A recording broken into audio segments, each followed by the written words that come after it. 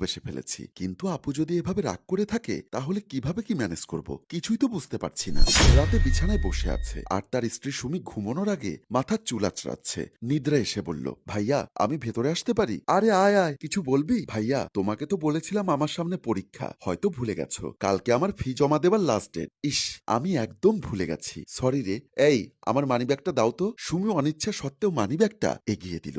রিয়াজ তার থেকে বোনকে টাকা দিয়ে বলল, খুব ভালো করে মন দিয়ে পড়ালেখা কর, ভালো করে পরীক্ষা দিবি, তোকে যেন ভালো একটা চাকরির ব্যবস্থা করে দিতে পারে, সেই সুযোগটা করে দে। ঠিক আছে ভাইয়া, বলে নিদ্রা চলে যেতেই সুমি বলল, এই আমাকে কিছু টাকা দাও। কিসের টাকা বলো তো? কিসের টাকা কি আবার? আমার টাকা লাগবে, তুমি টাকা দাও। আরে বাবা, সেটা না হয় দিলাম, কিন্তু কেন লাগবে সেটা তো বলবে। আমি একটু শপিং করব।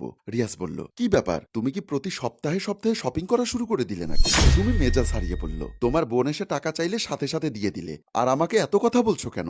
রিয়াজও কিছুটা উত্তেজিত হয়ে বলল, আমার বোন একটা